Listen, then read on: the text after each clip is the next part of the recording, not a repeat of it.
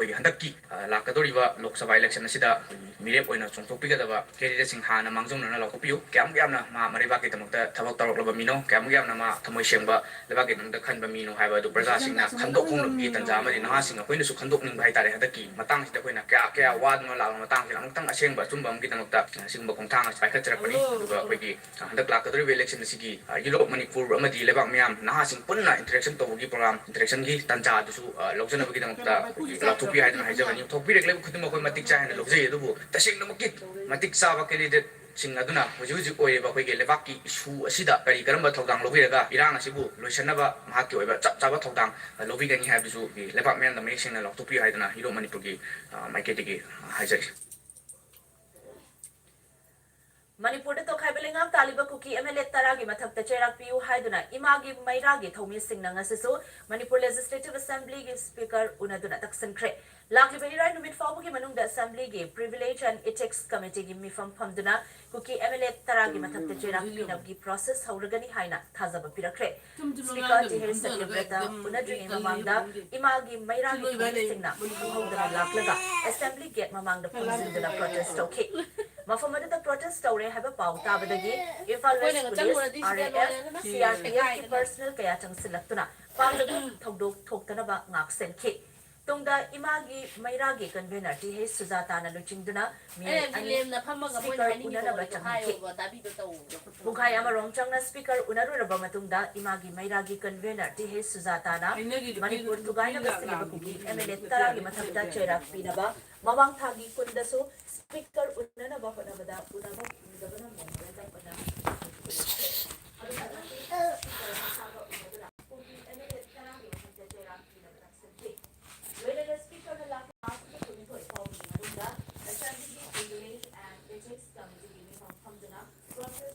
Hi. Hi, hi.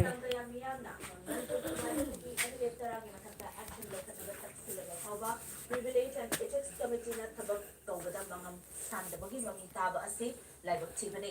Karigumba speaker na PDB matamasagi manung yang na family bag pandam tabag ka kontrak trabadi hena kanwa kungjang changsin na sem sare. Maramdi status da hujik kamdu letaba PDB loina na no makangda niyoy kaya istibina yawi bani. Làm gì đấy he? Sanano ra.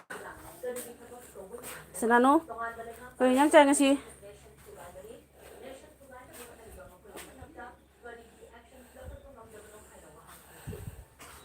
Cái tàu đi ghê. Sana đi.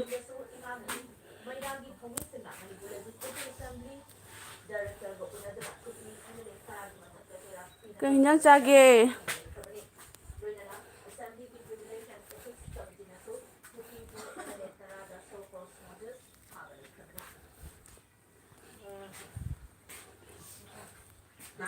Unabase ade om jabase phangde adu ngasi uchina chine speaker una phangai speaker una phangapasda mano je hare se akoi ki ethics committee na Friday bokhe manu sida atu ba boy process hongdore phammani haire adu moigi moina katang slow to hibadagi hadi ethics committee se khara slow chale mari moigi kasana bada katang wat pamale bana mara moraga mase kanu to bonati adu moi phamdi phammani Friday bokhe manu sida moina date akoi da haire adu su tabada bu je akoi na slow chali sigi kali gi damakta chali no haidana ethics committee gi akoi gi member amasung chairman mu na bong chakini Friday bokhe manu akoi na thaba mise si yamna pharak tara kani heba potu ni mama mamang da su assembly mai thaba ko pamam tawa du mak tawdra su khara adum aru step ti changjala ani haba photo mo su khangore Nakalamaramda imagi mairagi kanguna assembly ki privilege and ethics committee ki chairman sumari bakar samthong AC ki MLA Nisikant sapanga unaduna atubada taragi matakta chairak pina batak sakhi MLA Nisikant ki mai ke dagi so atubada committee ki mifam phamduna tawfam to pakudi mak tawgani haibagi thajaba pirakti hari BJP Manipur Pradesh के president Sharda उनरबा नीते पाइप चुथेक तलेबा BJP Hip push lao. lao amatabada Nó rất sang cái. Không có tông ở đây xem cái nào.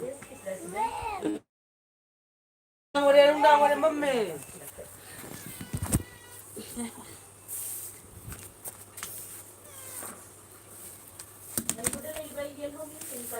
Manipur na sa talinong pagsulat ko amade Manipur mga palikon sila hindi na lang haga demand tawag na Silicon Valley na California gi San Jose Taleba City Hall namang protest tawte. Protest adu San Francisco Bay Area Meitei Community California Alliance sa BGN CC ga kunang San Francisco. Lubyo ang madasang sumasunan.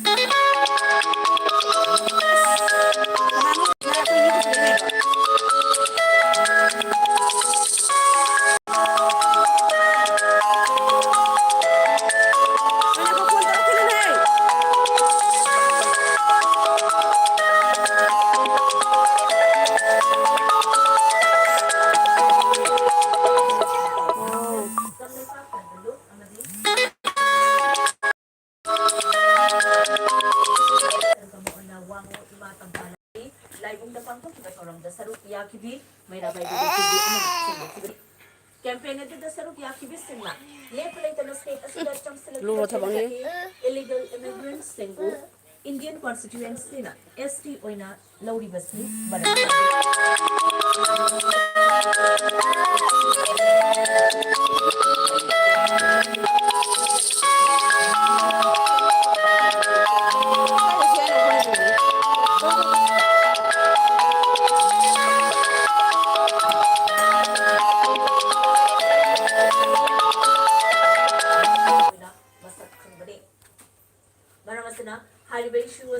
India amadi Manipur lenga ngalum na lokfam thoi loinana MEETEI bo ST list chalhan ba haibasi wango akhlu flight from the lady bamiyang gi so apambane yen homi MEETEI ekhoida ST pbu phongdoki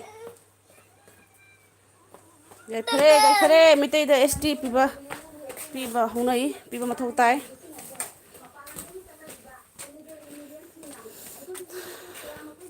MEETEI imana yai phare Pedro, makanya tuh siapa nih?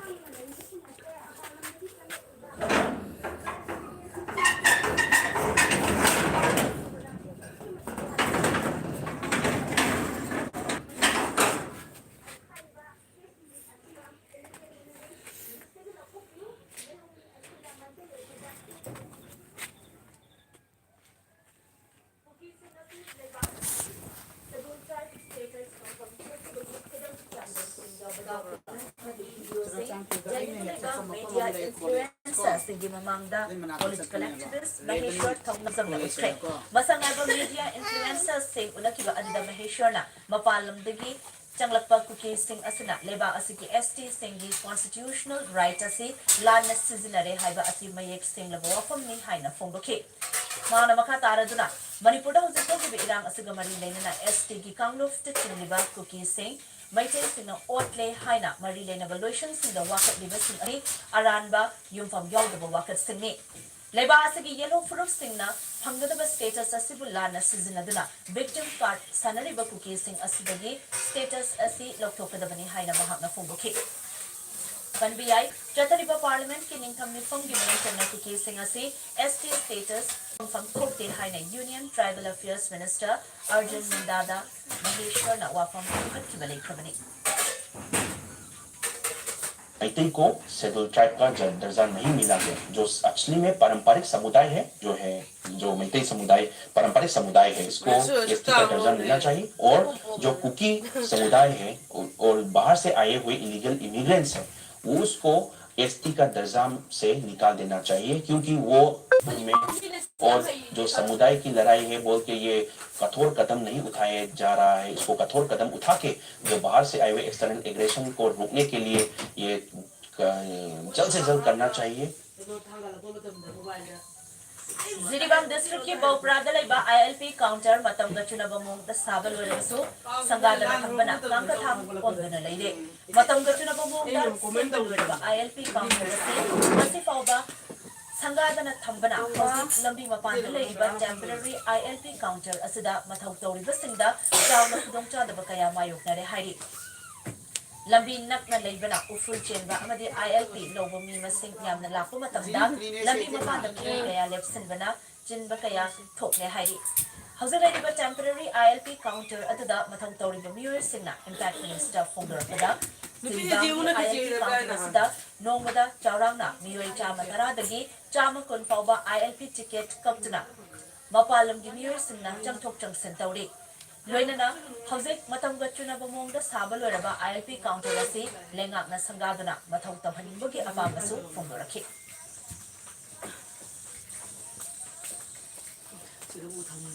Imbalance district ke manung Chanbal Khurai Nandai Bam Lekai Dalaiba PM GSYE Sarungbam Thoinugi Yumda Sakhamdaba Singna Ngarang Bom Langsilam Bagi Mayokta Masi Miyamna Wakat Mifam Phamkre Wakat Mifam Adu Khurai Nandai Bam Lekai Maira Pai Amasung Social Standards Club Anina Sinduna Khurai Salam Thongda Phamkibane Wakat Mifam Adu da Sarung Yakibi Maira Pai Bi Amana Phongdorakpada mi kungda taba mafamda bom pukai hanbagi thobak ase matungda tawbigano kanana karigidamakta bom langsilam libano haiba atuba matamda sengtokpirau manipur gi luraba tanfam asada bom langsindana akia khangpiba ase laibak thibane matungda asigumba thabak ase tawbigano haina phongdorakhi Hujik lai iba situation Manipur gi yamna tangbu lai ta drapa khoi amana ama kari tawgada ge hena khangna draba yamna mi pai narba matam seida yumlak ta bom lang sanba khoi percent nungai na ta mo to je khoi le kai na kanjeng da wi siam na khoi yam yaning da bari hujik lai diba matam seida ai khoi na nupi ama oina ai khoi mayam na le kai nga ta na numidang athing go bok ta khoi na le diba matam seida yekna ba yam na khoi jigum jala ga le diba matam khoi maseng ni mara ta yekna khoi rong se khoi matu da mo na ta khoi ga no adu khoi si ta na ta na khoi lai diba atau pemafam nekai jago rasa sesuatu posisi amuan aku kenapa tidak maka koi tauram ni bak bom nang salami baseman pasai nung aina da berkali lagi aku itu dah pun jawab pangre siku mas habak se amuan atau tidak naba aku nang si kamja di badarana aja adu amuan atau tidak naba Imphal West, Imphal East, Thobal District ki oina hayeng ayupung mga dagi numidang pung taraw tawba curfew komthokani. Bisnupur District ki oina ayupung mga dagi numidang pung mapan pauba amadi Kapching District ki oina ayupung mga dagi numidang pung nipan pauba curfew komthokani haina Marinenaba District Magistrate sing na thador po chairol sing da kanghalaki. Mr. Manipur 1997 Takaba Wangkai Laurembam Leratagi Nahakpam Surjit Laikidre Mahana Laikidabada Awaba Ngasi All Manipur Board Visitors Association Ge Executive Committee Member Gi Mifam Amang Ngasi Kuman Lampak Taliba Committee Asigi Office to Pangtokre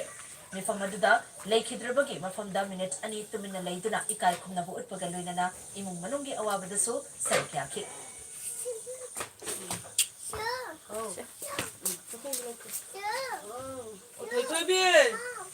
Matang sa break ang lang sage break imatong dat tabak tagi potharaba home guard singi retirement benefit natraga pension scheme pinanaba High Court of Manipur da thakiba case ang gibawkom tha akong gibanong da speaking order pinanaba marinenaba singa direction pikre haibu baw amadi Manipur ma sumalim bitang atong anbay paw singpudu na laksage impact this lumitien tabana legyo election bida ul pena departmental store sa Golban mabulong mantri laikay salam awang laikay shanghai telro miyam di dapat pembigan koran ba items sing grocery cosmetics cookeries household appliances furniture sing akaba makakit kadal sing washing machine freeze mattress na madi lighting gi oiba makakaya gi items sing ata ba mamalda heavy discount pijari loan gi kudong java su pijari Manipur ki ahanda dedicated cancer hospital AOI Pavina Specialty Hospital da medical oncology surgical oncology and operation theater delivery na cancer patients in the affordable cost da mapung para care isari side effect hantaba Manipur ki ahanda leading healthier radiation machine di kudong java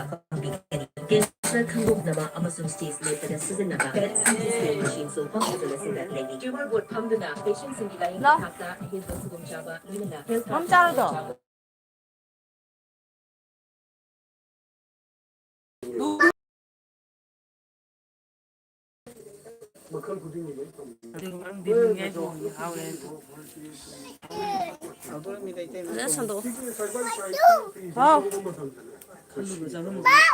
Like done. Kali tau siya no. Ma'am, muka hana tarang nok jari. Beli jenis muka hana bapau, ma'am dah jari. Manipur Home Guard Employee Welfare Association. Kada sana? Sing. Thabak tagi pothara. Sura. Tunda Samas mo. Oh, kuku ham. Luang tunggu dulu ba association. Kita buat ni. Bada association. Kasi niya bro. Manggina makatana. state asida leiriba home guard sing tharaba matungda iba yaba retirement benefit natraga pension scheme pinaba high court of manipurda kumja listenani kurmathoigi october amada high court of manipurda case ama file tongduna bari lena direction pinabani high kick Masih Wah, bukan sih anu High nggak kamu Court of salah bawa. Manipur na marilena basingda counter affidavit pinanaga hanjin adu bu marilena basing ko oina Manipur Wah, isin ka bro, bagi ka bani Masih mata Kasi sana mo masih lebih tinggal di oil. High Court of Manipur na pinaraga matung order asi tarak Alu lo sih, Bu. Association तांग अमर था तारा 2021 दा भारत सरकार अमसिंग मणिपुर सरकार the पीबा representation अदो मदुद याउरिबा थबक सिंग अदो थबक ओइलो मोनथोगा था अहुंगी मनुंगदा खंगनगो ऑर्डर अम थोगा बीगो हाइजना गाय मतादी ऑर्डर से कोइना नसिगी तांग तारा निपान सिगा कोई मणिपुर सरकार की चीफ सेक्रेटरी अदो commissioner home commandant Manipur, adagi secretary to minister home affairs ministry da director general of home guard ati kurumdale ba ministry of home affairs ki makhadale ba commandant da iti manga ase koi court order ase bijage Kai ni. Pom Police na pagdapat hugok tingtong sa protection thorang di manung chana ngasi ayong kung taramati minute ni pumangaron tarapada Captain Wiley Panjao Palum area da labor mafam sinda cordon and search operation tathabada sakhang dabas singna lot kuna namba potlam kaya pagat pamam kre operation Captain District Police ke makotong officer sing yaw na Captain District Police commando ki apun bakam Panjao Palum area Baru matung dai dase ko bulan ko hainari. mana yuja ga ido muni lare khalli wana khallan an man da bido da da de ko dai na ga da ko bido smoke bomb khara combat dress khara bulletproof jacket khara hunting boot walkie talkie charger khara phagat pang si hairi kamdongna lotna thamlam adu mani phangma police station na so local hai Yamaha RX How many sis? 100 motorcycle ama leina mato mapudagi gari lakda chen kiba miyoy ama Impal police station gi kangbu ama na fagat mangkre police na para ba miyoy adu Impal East district ki manung chanba bam awang na tay gi mashna mayraba may tay doi apopa m impact news ka kang bapalda mayraba na OLX ki kang da kang district ki manung chanba Softlang village tagi Fason kongke gari leina ba wali sana ke wali sana ba mo mayraba amasong ani ase ISBT gi geta gari yenaraba matu mayraba na gari adu haiduna thawraga chatchari gari thawdosi station the wakati ama pistin bidagi osigi ni makada station is second tosi IO ama somren jona mayraba Don lain pa do hajar ba. Ito onthek to bilai tem no khaibo. Athura to amne puti dei. Cervical cancer treatment gi matangda India gi doctors na puto ki ba breakthrough the Manipur gi Privy Hospital and Research Institute ki chairman and managing director so iba Manipur gi medical oncologist ni hariba Dr. R.K. Bikramjit ki thongdam silawi hariba breakthrough matungina nuki da naba cervical cancer asilaying bada fagatpagi chang hanadagi yamna hengatpa thengnakhibani Hiramasi matang dari Fagi Langol Lai Manai Dalaiba Privy Hospital and Research Institute conference solve the foundation ng Unada Dr. R.K. Bikramjit na fundor pugi matumina nubi singda kaman oy nanagan ba cervical cancer rasi matamcha Pagki matamda medical sciences na tumina cancer na ba patient kaya pagat pagi chang sa halaki Hiramasi matang da Dr. Singh na putoki ba trial locally advanced cancer treatment kasi hanak chemo radiation tawrang adu di mga awong ba chemo treatment kapana cancer halak pagi chang si chada kuntra mga changda hanthaba thengna Maram asina breakthrough asigi matungina cervical cancer na nabagi chada kuntra mga di magatungba kami. Ay, doctor, why siya naroon si Sin nung nangangga. Middle stage, locally advanced stage की standard treatment chemo radiation ओइरम मसी chemo radiation जी ममांगा हफ्ता को देंगी chemo तरुड़ कापा neoadjuvant chemo तरुड़ हफ्ता लगती chemo हालत Anu Kongo Mayum. Hi. 35% Hi. Thank you. ni ama extra kan mga jadi screening tahu dah yang mana kang mana cancer makalan cervical cancer si human papilloma virus na 99.9% virus infection virus ki tuan manina virus ki vaccine ka apa tadi cancer si nahan bersungan human papilloma virus ki vaccine di sahi makan lagi tu apa makan lagi aku karena nanti saya pun matoi yang memangda dari sana nadrikan virus nadrikan betul nadrikan nade Jadi miyaga. Jawaharlal Nehru Institute of Medical Sciences, Jennings, Impal Super Foundation Day, amasung Dental College, Jennings Super Foundation Day githarang punna, Jennings Auditorium the Bangkok. Thorobi Hogan Lena Jennings Director Dr. L. Debena, Institute and report, Jennings Hospital na husik for the patient contracted kidney transplant, my partner Bangkok, Hariba kidney transplant, Kibasing Asimanida, Taranipan Amana, CMHT card, Aladi, Taramanga Amana PMJ, card, Kinating, Kibanika. Loina na organ donor tauramba like Anidagi, kidney lokpok the transplant Anidi Heidi. Hospital na CMHT card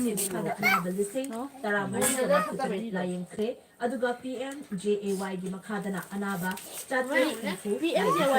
Hospital na ICU on the DHDU marfum do itaraga, Puna Pamo, Chatret, marfum hangtukna, doctor, nurse, and ang Amadi Jennings Key faculties na medical gift folder resource level yang kayo publish to create.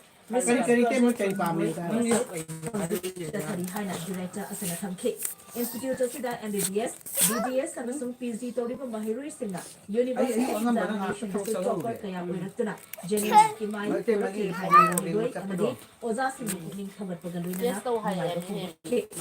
Jennings Tamatam Kuida Mama, the daily wages, Samadi contract, matching with the Tabaktori by employees and so regularization, Tobinaba, Dr. Debiana Lengaki, Marina Authority.